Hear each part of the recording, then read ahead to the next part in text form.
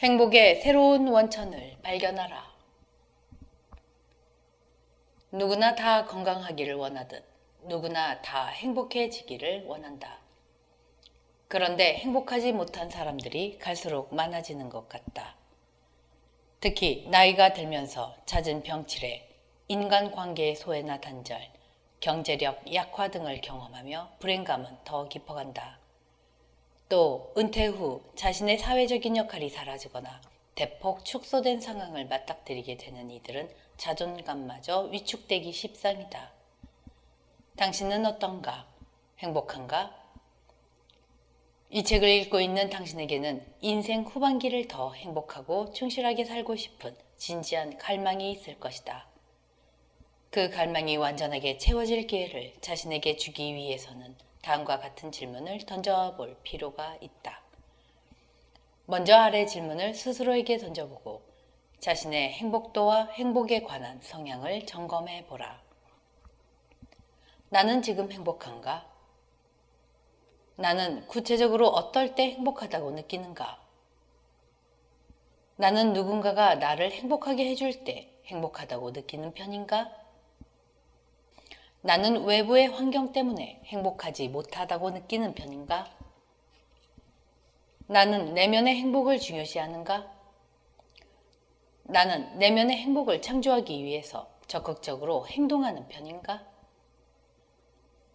당신이 지금 행복하다고 느끼고 행복해지기 위해서 적극적으로 노력하고 있다면 다행이다.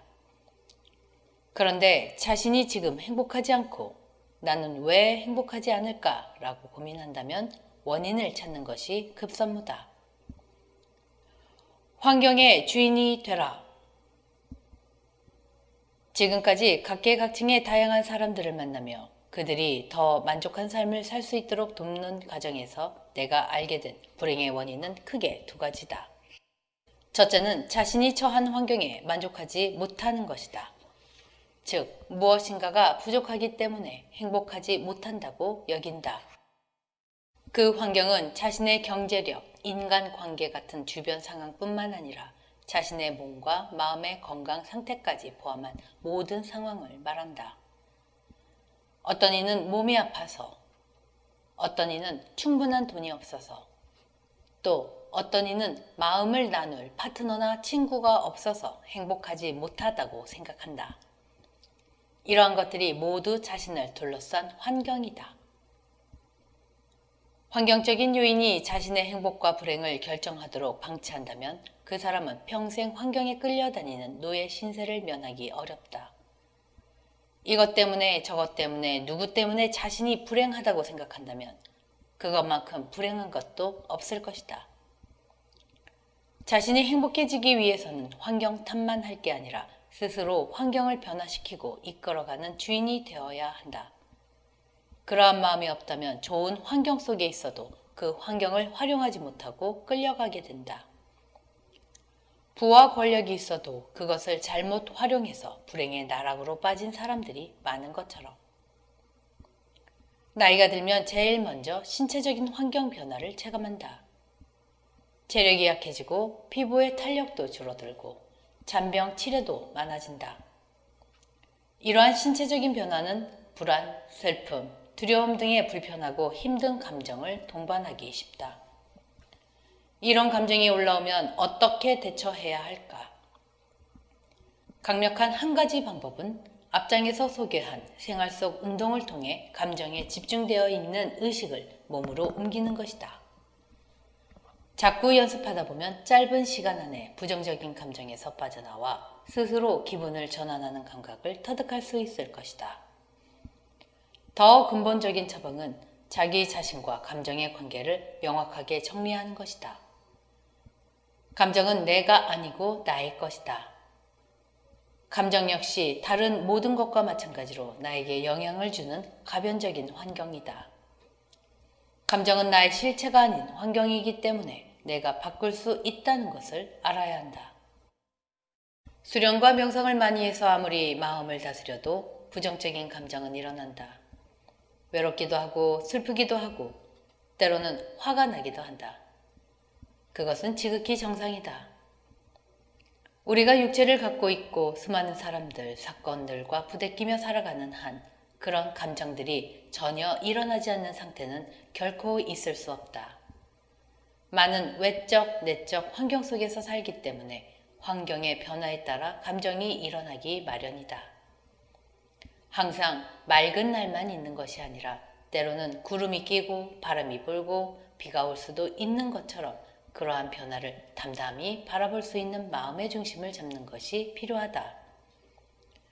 외로움, 슬픔, 분노, 두려움 등 부정적인 감정이 반드시 나쁜 것만도 아니다. 우리가 불안이나 두려움을 느끼지 못한다면 어떻게 목숨을 위협하는 위기 상황에 대처하며 인류가 지금까지 살아남을 수 있었겠는가? 우리의 삶에서 슬픔이나 분노가 아예 사라진다면 삶이 얼마나 무미건조하고 단조롭고 얕을 것인가? 기쁨과 행복의 순간이 아름답고 소중하게 느껴지는 까닭도 그것을 돋보이게 하는 인생의 힘든 순간들이 있기 때문이다. 중요한 것은 부정적인 감정에 빠져서 헤매는가, 그렇지 않는가이다. 감정이 일어나는 것은 자연스러운 일이지만 그 감정에 빠져서 끌려다니는 것은 경계해야 한다. 부정적인 감정에 빠져 한참을 허우적거리다 보면 몸에서 힘이 빠져나가고 더 외롭고 두렵고 자꾸 더 불행하다고 느끼게 된다.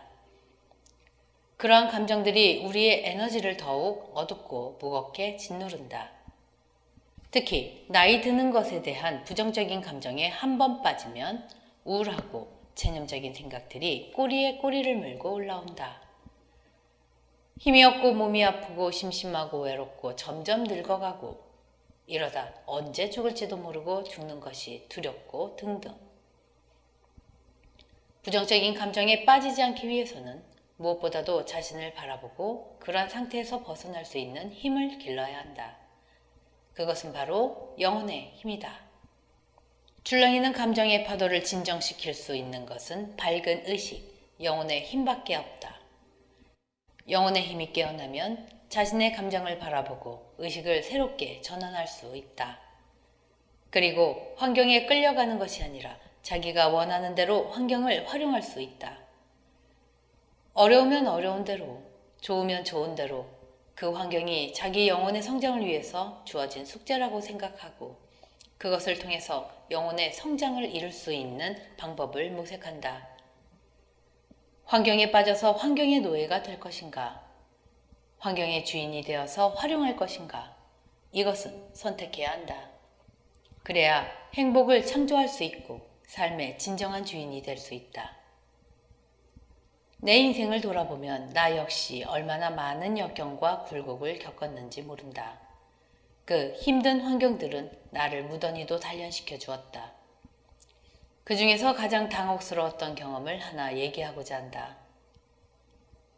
약 20년 전에 한국에서 미국으로 갔을 때의 일이다. 미국의 단학을 막 보급하기 시작했을 때라서 나는 꿈과 큰 기대를 안고 비행기에 올랐다. 태평양을 건너고 미 대륙을 지나서 드디어 뉴욕의 케네디 국제공항에 도착했다. 짐을 찾아 나를 마중 나오기로 한 사람을 만나기 위해 걸어가고 있었다. 그때 어떤 사람이 나에게 불쑥 다가와 말을 걸었다. 나는 영어를 잘 못했기 때문에 그가 뭐라고 하는지 도무지 알아들을 수가 없었다. 그는 얼굴을 바짝 들이대면서 뭐라고 얘기했다. 나는 눈치로 이 사람이 나한테 길을 물어보는구나 라고 생각했다. 하지만 나도 길을 모르고 말로 설명할 수도 없어서 답답해하는 표정만 지을 수밖에 없었다. 그런데 느낌이 이상했다. 내가 대답을 못하면 다른 사람에게 물어보러 가야 할 텐데 그는 계속 내 앞에 얼굴을 내밀고 웃으면서 몸짓까지 동원해 말을 하는 것이었다. 나는 혹시나 하는 마음으로 뒤돌아보았다. 역시나 다른 한 사람이 내 가방을 들고 달아나는 것이 보였다. 다시 고개를 돌렸는데 내게 말을 걸었던 사람도 사라지고 없었다. 그때서야 아차 내 가방을 도둑 맞았구나 하고 알아차렸다. 그 가방 속에는 내가 미국에서 수련을 지도할 때 입을 옷가지와 책들 그리고 초기 정착금 5,000불이 들어있었다. 다행히 나를 마중 나온 사람을 만나서 경찰에 분실 신고도 했지만 가방을 찾을 길은 없었다. 당신이 만약 그러한 상황에 놓인다면 어떠한 기분이 들겠는가? 나는 몹시 언짢고 불쾌했다. 어떻게 미국 땅에 도착하자마자 이런 일이 생길 수가 있나? 내가 미국에 잘못 온 건가?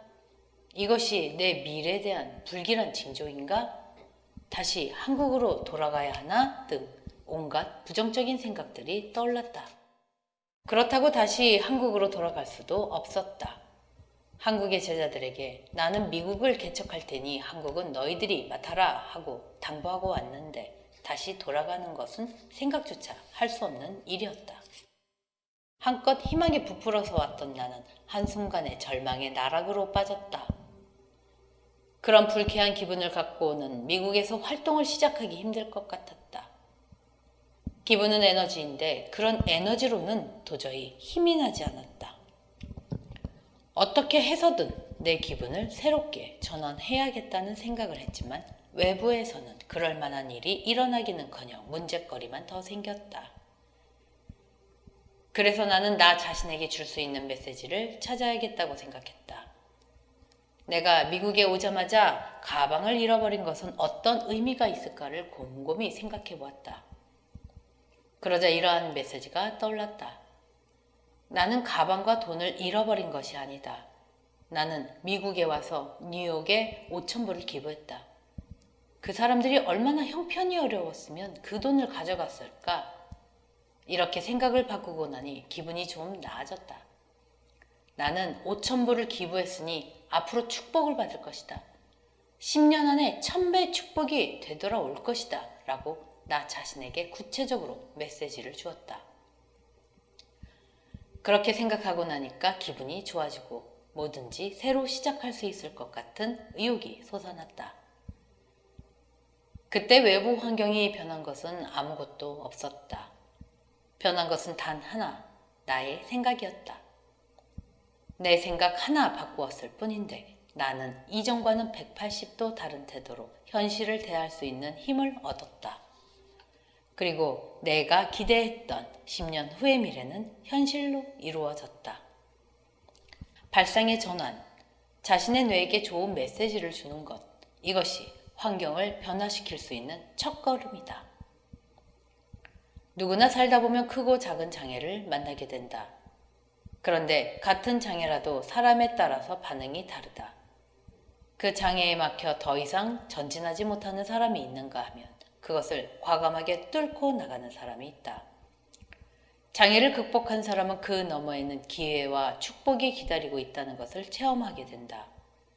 장애는 극복하라고 있는 것이다. 그것을 극복하는 과정에서 더 강하게 단련되고 성장한다. 장애를 두려워해서는 안 된다.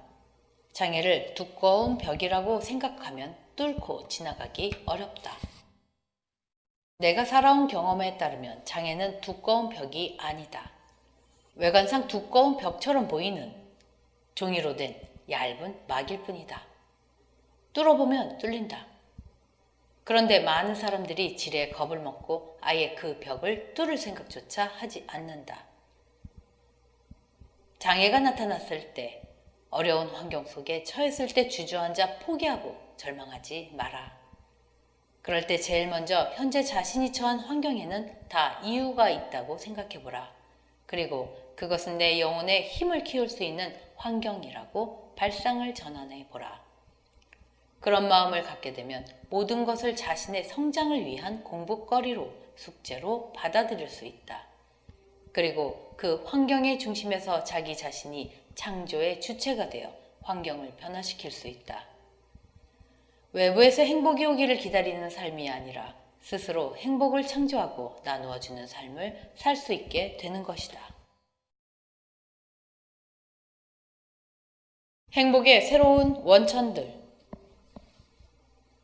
많은 사람들이 행복하지 않다고 느끼는 첫 번째 이유는 자신이 처한 환경에 만족하지 못해서였다. 그렇다면 좋은 환경 속에 있으면 행복해지는 것일까? 꼭 그렇지만은 않다는 것을 당신도 직간접적으로 보았을 것이다. 넘치는 부와 권력을 가진 사람들, 인기를 한몸에 받는 연예인들을 비롯해서 성공을 거머쥔 사람들 중에 스스로를 행복하지 못하다고 여기는 사람들이 많다. 흔히 말하는 행복의 조건인 좋은 집과 차, 배우자나 연인이 있어도 삶의 무료함, 몸이 건조함이 찾아오기 마련이다. 그 근본적인 이유는 하루하루를 가슴 뛰는 열정으로 살아낼 수 있는 삶의 진정한 의미와 동기를 부여해주는 그 무엇인가를 발견하지 못해서이다. 더욱이 은퇴를 하고 나면 죽을 때까지 자신이 자유롭게 쓸 수 있는 시간은 무한정 늘어나는데 그 많은 시간을 도대체 무엇을 하며 보내야 할지 막막하게 느낀다. 은퇴 후 35년을 더 산다고 가정했을 경우 하루에 8시간 동안 의미 있는 활동을 한다고 치면 총 10만 시간이나 된다. 10만 시간을 어떻게 하면 알차고 보람있게 사용할 수 있을까? 그저 좋은 집에서 좋은 음식 먹고 별일 없이 보내는 단조로운 삶이 노년기에 매일매일 수십 년간 반복된다면, 그렇게 살다가 어느 날 죽음을 맞이한다면 그것이 과연 진정으로 의미 있고 행복한 삶이었다고 말할 수 있을까? 마지막 눈 감는 날, 내 삶을 정말 잘 살았다, 내 자신이 정말로 자랑스럽고 뿌듯하다라고 느낄 수 있는 삶을 만들어갈 수 있는 방법은 없을까? 있다. 행복의 새로운 원천을 발견하는 것이다. 행복은 다른 말로 기쁨이다. 기쁨에는 여러 가지 종류가 있다. 기본적으로 먹는 기쁨, 성을 통해서 얻는 기쁨처럼 본능적인 욕망을 충족함으로써 오는 기쁨이 있다. 그 다음 단계로는 소유했을 때의 기쁨, 지배했을 때의 기쁨이 있다. 여기까지는 동물들도 느끼는 기쁨이다. 이러한 기쁨은 주로 육체와 욕망의 에너지를 관장하는 하단전이나 하위 차크라들과 관련이 깊다. 주로 젊은 시절에는 식욕, 성욕, 소유욕, 지배욕과 같은 욕망이 강렬하게 작용한다. 그런데 나이가 들어서도 욕망을 통해 오는 기쁨에만 계속 매달리는 것은 불행을 자초하는 것이다. 그렇다고 욕망의 기쁨을 더 이상 추구하지 말아야 한다는 것은 아니다. 나이가 들어서도 음식과 성을 즐길 수 있고 경제활동을 통해 소유하고 지배할 수 있다. 하지만 그러한 욕구만 탐닉하고 그것을 충족함으로써 오는 기쁨만으로는 삶의 무료함을 달리려고 한다면 의미 있는 삶, 참다운 행복과는 점점 거리가 멀어지게 된다. 노년기에 접어들면 새로운 행복의 원천을 찾아야 한다. 과거에 추구했던 욕망의 기쁨에만 집착하지 말고 그것보다 더 차원 높은 기쁨이 있다는 것을 발견해야 한다. 그것은 새로운 우물을 파는 것과 같다. 기존에 마시던 샘물이 더 이상 갈증을 풀어주지 못하고 메말라가고 있다면 마땅히 다른 우물을 파야 한다. 메말라가는 우물을 보면서 누가 이 우물에 물을 부어주지 않을까? 어서 비가 와서 이 우물을 채워줬으면 하고 기대해서는 안 된다. 행복의 다른 원천들이 많다. 파고자 하면 다른 우물을 얼마든지 팔 수 있다. 노년은 자기 자신의 내면에서 솟아나는 행복을 찾는 데 진지하게 집중해야 할 시기다. 그것이야말로 무료한 삶에 지친 영혼의 갈증을 해결해 줄 수 있는 진정한 청정수이다. 다행히 우리의 인체 시스템이 노년에는 자연스럽게 차원 높은 기쁨을 추구할 수 있도록 설계되어 있다. 나이가 들면 식욕과 성욕의 감퇴, 호르몬의 변화로 육체적인 욕구들의 변화가 일어난다. 물론 이러한 욕구들이 여전히 존재하지만 한창 젊었을 때에 비해 상당히 줄어든다. 마치 애벌레가 더 이상 먹지 않고 고치 속에서 변화의 시간을 보내는 것처럼 우리 인간도 노년이 되면 식사량이 줄고 성적인 욕구에 덜 매이게 되고 혼자 사색하는 시간을 더 많이 갖게 된다. 애벌레가 열심히 나뭇잎을 먹으며 땅바닥을 기어 다니다가 고치 안에서 나비로 변신해서 날아오를 준비를 하는 것처럼 인간도 젊었을 때는 복잡한 세상 속에서 엎치락 뒤치락 살다가 나이가 들수록 땅에서 시선을 걷어 하늘을 향해 고개를 들게 된다. 내가 그동안 어떻게 살아왔는지를 돌아보며 여생을 어떻게 잘 갈무리하고 돌아갈 것인지를 고민한다. 이렇듯 노년이 되면 자연스럽게 더 높은 차원의 기쁨을 추구하는 것이 인체의 순리자 자연의 순리이다. 그래서 나이 들어서까지 여전히 욕망에만 집착하는 이기적인 사람은 추해 보인다. 육체적 변화를 따르는 것이 곧 자연의 순리를 따르는 것이다. 인생의 후반기에 우리가 추구할 수 있는 차원 높은 기쁨에는 여러 가지가 있지만 그 중에서도 진정한 내적 만족을 주고 완성의 삶으로 이끌어주는 것이 세 가지가 있다. 첫째는 다른 사람을 이롭게 하는 홍익의 기쁨. 둘째는 깨닫는 기쁨. 셋째는 창조의 기쁨이다. 이 세 가지 기쁨은 우리 몸의 에너지 센터의 발달 단계와도 관계가 깊다. 순수하고 조건 없는 큰 사랑, 홍익을 할 때 느껴지는 기쁨은 가슴에 있는 중단전의 에너지가 활성화될 때 느껴진다.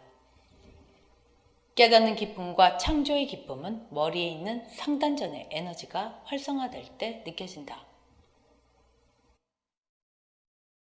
홍익의 기쁨.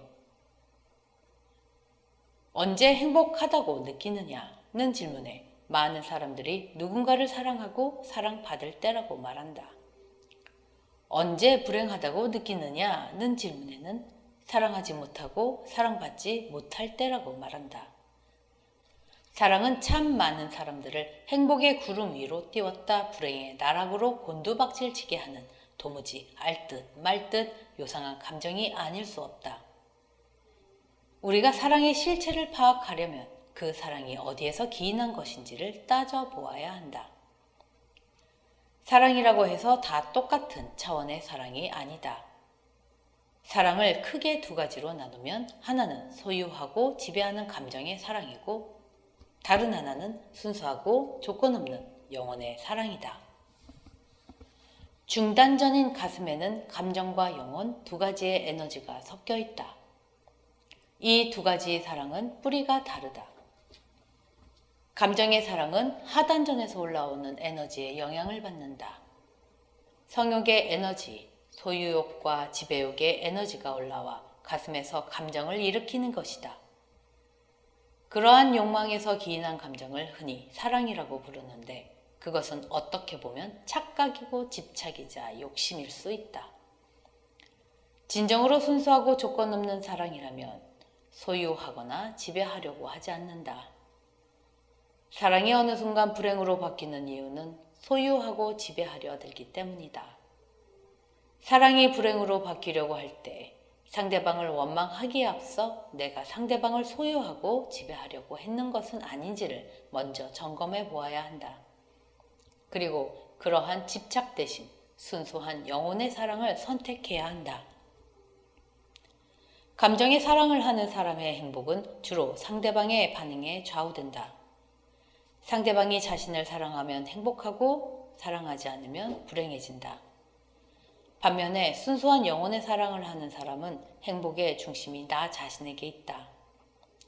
내가 사랑의 중심 자리에서 가슴속에 순수한 사랑을 나누고 베풀어주는 데서 진정한 행복을 느낀다. 다른 사람에게 사랑을 받으려고 애쓰지 않고 사랑을 주는데 집중한다. 내가 상대방에게 사랑을 준 대가로 무엇인가가 돌아올 거라는 기대나 계산을 하지 않는다. 상대방을 자신의 틀로 가두고 평가하고 분별하지 않는다. 상대방의 영혼과 밝은 본성을 믿고 그것을 키워주려고 노력한다. 그것이 진정한 사랑이자 자비이며 측은지심이다. 이러한 사랑이야말로 노년이 지향해야 할 이상적인 사랑이다. 상대방을 소유하고 지배하는 사이가 아니라 서로 배움을 주고받는 사이가 되어야 한다. 서로 영적인 성장에 도움을 주면서 인생이라는 길을 함께 걸어가는 영혼의 친구, 길벗이 되어야 한다. 그럴 때 노년의 황혼기에 소소하고 잔잔한 행복이 더해진다. 이러한 영혼의 사랑은 비단 부부나 연인 사이에만 국한되는 것은 아니다. 배우자와 이혼이나 사별을 한 사람들이 고독을 견디지 못해 힘들어하는 경우가 많다. 애정이 상대가 없어서 불행하기 때문에 상대가 생길 때까지는 행복하지 못할 거라고 느낀다면 그 사람은 불행의 샘물만 계속 파고 있는 격이다. 가슴속의 사랑의 에너지를 꼭 한 사람에게만 줘야 한다는 법은 없다. 우리 주위를 돌아보면 사랑과 도움이 필요한 사람들이 너무나 많다. 그래서 많은 깨달은 노인들은 이웃과 공동체를 위해 자신의 재능을 기부하거나 봉사하는 삶을 선택한다. 조건 없이 사랑하고 포용할 때, 나의 이익을 따지지 않고 내가 가진 것을 남을 위해서 나누어 줄 때, 마음에서 우러나와 남을 위해서 나를 희생할 때 우리는 크나큰 기쁨을 느낀다. 내가 갖고 있는 순수한 사랑의 에너지를 나눌 때 어디에서도 느낄 수 없었던 기쁨의 샘물, 행복의 샘물이 흘러넘치는 것을 발견하게 된다. 다른 사람들을 도와주는 삶, 이것을 홍익이라고 한다. 홍익은 우리나라의 건국 이념이자 교육 이념으로 홍은 널리라는 뜻이고 익은 이로움을 주다 라는 뜻이다. 자기 자신, 자기 가족만이 아니라 많은 사람들을 두루 이롭게 하는 것을 말한다. 한 사람을 사랑하는 것을 작은 사랑이라고 한다면 홍익은 큰 사랑이다. 사람들이 행복하지 못한 이유 중 하나는 자기 가슴 속에는 사랑의 에너지가 많은데 그 에너지를 쓰지 못하고 가슴에 가두고만 있기 때문이다. 사랑의 에너지를 마음껏 쓰고 싶은데 쓰지 못하고 있는 것이다. 더욱이 작은 사랑에 크게 상처를 받은 경험이 있는 사람은 사람에 대한 불신감으로 아예 가슴을 닫고 살기도 한다. 작은 사랑도 서로 존중하고 아껴주는 사이라면 충분히 아름답고 의미가 있다. 성숙한 작은 사랑은 우리를 큰 사랑으로 나아가게 하는 길잡이가 되어지기도 한다. 그러나 작은 사랑에만 매여 사랑이 자신에게 오기만을 기다리고 있다면 불행을 자초하는 격이다. 큰 사랑을 할 때 우리의 가슴은 진정으로 행복하고 자유롭고 평화로울 수 있다. 그럴 때 영혼의 에너지가 성장하고 강력해진다. 널리 사람들을 유익하게 하는 홍익의 삶이야말로 노년기 영혼의 성장을 위한 최고의 방법이라고 할 수 있다. 미국의 뉴저지주에 사는 앨리스 거터는 홍익의 삶을 통해 영혼의 기쁨을 만끽하고 있다. 올해 8월이면 70세가 되는 그녀는 2년 전에 남편과 사별하는 슬픔을 겪었다. 많은 것에 집착하는 편이 아니고 특히 결혼 생활에 관해서는 더욱 그러하다고 생각했는데 그런 그녀도 남편이 죽은 후 육체적으로 정신적으로 무척 고통스러웠다고 한다. 그런 그녀를 다시 일으킨 것은 사람들과의 소통이었다. 사별의 경험을 통해 그녀는 사람들의 슬픔과 고통을 진심으로 이해하고 공감할 수 있게 되었다. 그녀는 지역 커뮤니티에서 시각장애인이나 노인들에게 무료로 기체조를 가르치고 단센터에서 회원들을 상담하고 수업을 지도하면서 다시 웃음을 되찾았고 지금은 행복하고 아름답게 나이 들어가고 있다. 그녀는 이렇게 말한다. 저의 가장 큰 기쁨은 수련하면서 사람들과 함께 있을 때예요. 걱정도 시간이 가는 것도 잊어버리고 마냥 기쁘고 아름답고 평화로워져요. 그것이 제가 아침에 활기차게 일어나고 저녁에 평화롭게 잠들 수 있는 최고의 방법이에요. 의미 없는 일에 시간을 낭비하지 않는 거죠.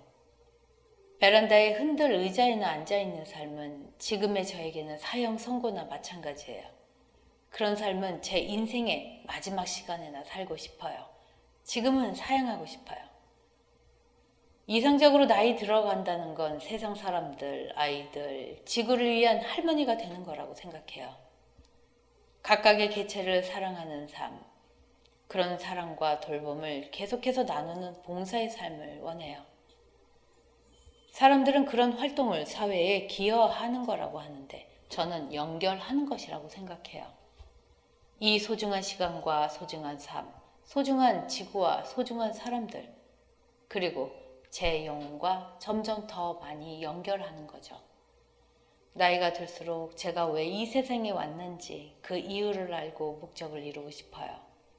저의 몸과 감정과 생각을 돌보고 그 방법을 최대한 많은 사람들과 나누는 삶, 모든 사람과 모든 것을 위한 정말로 선한 삶을 살고 싶어요.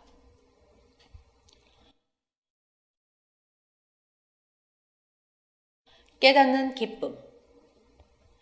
아, 인생이란 이런 거구나. 자연의 이치와 순리가 이런 거구나. 내가 자연과 하나구나 등등. 살아가면서 자연과 생명, 인생의 이치를 깨우쳐갈 때 우리는 그 속에서 심오한 기쁨을 맛본다. 특히 노년기가 되면 그동안 풀리지 않는 수수께끼 같던 인생의 참 의미, 자연과 생명의 본질이 하나둘씩 이해되면서 퍼즐이 맞추어지듯 내면에서 자각이 일어난다. 하늘의 달과 별을 보면서 새싹이 돋고 낙엽이 지는 계절의 순환 속에서 길가에 핀 한 송이 들꽃에서 아이들이 해맑게 웃는 모습 속에서 친구들의 늘어가는 주름살에서 순간순간 그러한 지혜와 깨달음이 찾아온다. 공자가 말했다. 나는 15살의 학문에 뜻을 두었고 30살에 뜻을 세웠으며 40살에 미혹되지 않았고 50살에 천명을 알았으며 60살에 귀가 순해져 누가 어떤 말을 해도 거슬리지 않았으며 70살에 마음이 하고자 하는 바를 쫓아도 법도에 어긋나지 않았다. 모난돌이 깎이고 깎여 매끈매끈한 자갈이 되는 것처럼 60년이 넘는 인생의 굴곡을 지나오면서 얻은 경험은 사람과 인생, 세상을 바라보는 시각을 둥글게 만들어준다. 그래서 나는 인생의 노년기가 있다는 것이 크나큰 축복이라고 생각한다. 노년기는 깨달을 수 있는 최적의 시간이기 때문이다. 자신의 삶을 돌아보면서 부족했던 부분을 보충하고 인생에서 얻은 지혜를 갈무리할 수 있는 기회이다. 그래서 60세를 넘기지 못하고 일찍 죽음을 맞이한 사람을 보면 애석하게 느껴진다. 어떻게 보면 영적으로 가장 풍요로움을 느낄 수 있는 인생의 영적인 황금기를 경험하지 못하고 갔기 때문이다. 노년은 삼라만상의 이치를 볼 수 있게 되는 시기다. 시간이 가져다주는 지혜라고 할까?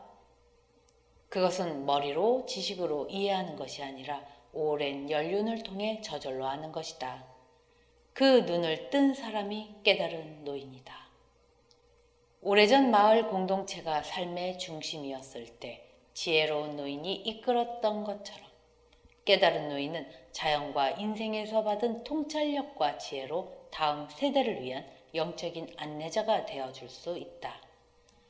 왜 사는지, 무엇을 위해 살아가야 할지 고민하는 다음 세대들에게 경험에서 우러나온 할아버지, 할머니의 친근하고도 자상한 조언은 그 무엇보다도 큰 울림을 줄 것이다.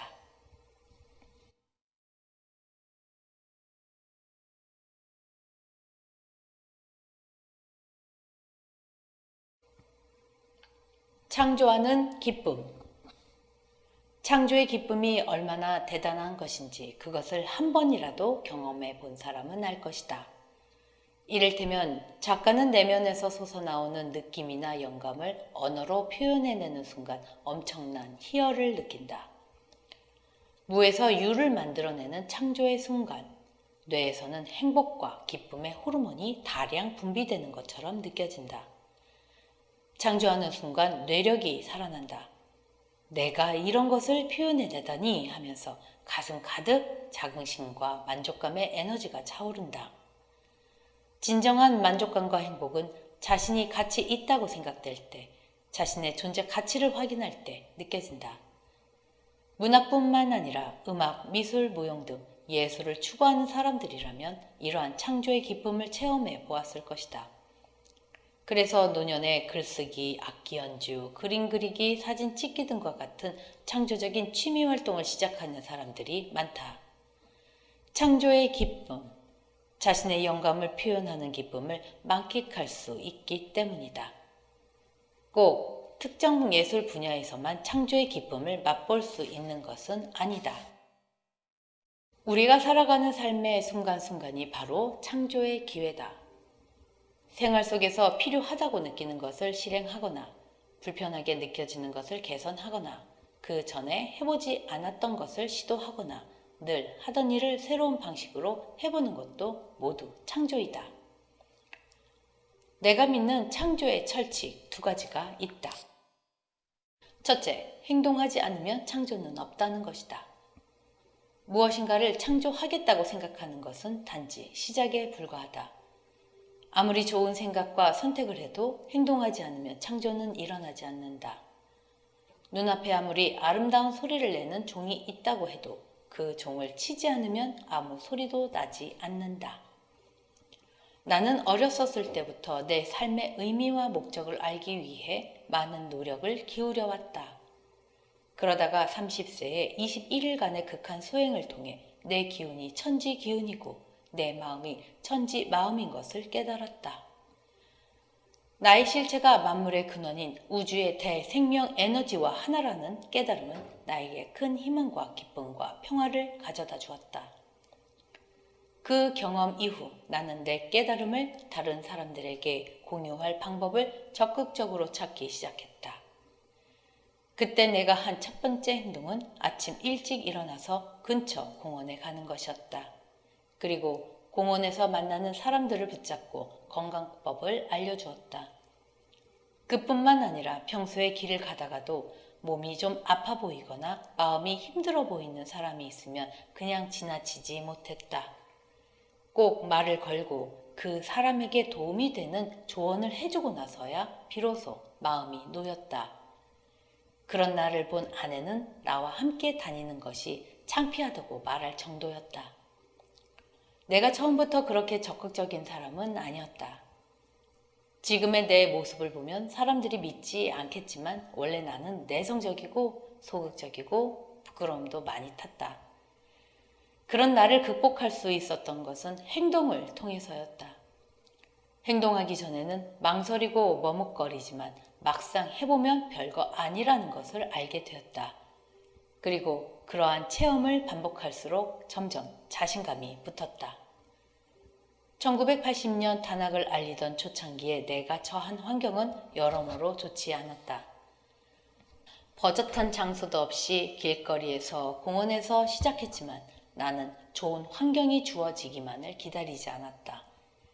내 도움이 필요한 사람을 만나면 때와 장소를 가리지 않았다. 아프거나 힘들어 보이는 사람이 있으면 무조건 도움을 주어야겠다는 마음이 앞섰다. 그렇게 시작한 것이 지금은 한국 전역에 미국에 전 세계로 퍼져나가고 있고 뇌교육이라는 학문으로 발전했다. 그때 내가 5년간 공원에서 아무런 대가 없이 사람들에게 심신건강법을 가르칠 수 있었던 것은 내 깨달음이 진실했기 때문이다. 내가 얻은 깨달음은 누구나 다 깨달을 수 있다는 신념이 있었기 때문에 그렇게 할 수 있었다. 행동하지 않으면 창조는 없다. 나는 내가 경험한 창조의 힘이 모든 사람들에게 있다는 것을 확신한다. 내가 믿는 창조의 두 번째 철칙은 창조의 시작은 자기 자신부터 해야 한다는 것이다. 먼저 자기 자신의 에너지를 밝고 긍정적으로 바꿀 수 있어야 한다. 그것이 창조의 시작이다. 창조를 하려면 창조를 할 수 있는 밝은 에너지 상태를 스스로 만들어야 한다. 예를 들어 걱정하고 고민하면서 무거운 에너지 속에서 허우적거리고 있는 자신을 보는 순간 정신을 차리고 일어나 1분 운동을 한다. 자신의 몸과 오랜 습관을 향해 내가 바로 너의 주인이다. 내 삶은 내가 창조한다 라는 것을 정확하게 심어주는 것이다. 그렇게 하면 몸과 마음의 에너지가 바뀌면서 뇌력이 살아나고 창조력이 꿈틀대기 시작한다. 그러한 상태에서 주위를 둘러보면 창조할 거리 투성이다. 매일 마주하는 가족에게 더 활짝 미소를 지어준다거나 이웃에게 따뜻한 인사를 건넨다거나 친구들과 의미 있는 시간을 만든다거나 하면서 일상적인 생활에 활력을 불어넣을 수 있다. 더 큰 창조의 기쁨을 맛보고자 한다면 지금까지 해보지 않았던 새로운 일을 시도해보라. 자신이 정말로 하고 싶었던 취미 생활을 시작해 볼 수도 있고 다양한 봉사 활동을 시작할 수도 있다. 노년에 마냥 넉넉고 세월이 가는 것을 지켜보는 것이 아니라 두 팔을 걷어 붙이고 봉사 활동을 하다 보면 나도 다른 사람들에게 도움을 줄 수 있는 존재구나. 나도 이 사회에 뭔가 기여할 수 있구나 라는 뿌듯한 자긍심이 차오르는 것을 느낄 수 있다. 내가 누군가에게 도움이 된다고 느끼는 순간만큼 보람된 때가 없다. 나의 존재 가치를 확인할 수 있기 때문이다. 그럴 때 매일 반복되는 지루한 생활에서 벗어나 기쁨과 행복을 창조하는 값진 날의 연속으로 변화될 것이다. 행복하지 않아서 고민인가? 그렇다면 행복의 새로운 원천을 발견하라. 홍익의 기쁨, 깨닫는 기쁨, 창조하는 기쁨. 이것은 영혼의 갈증을 해소해줄 새로운 행복의 샘물이자 당신을 완성의 바다로 인도하는 강력한 물길이 되어줄 것이다.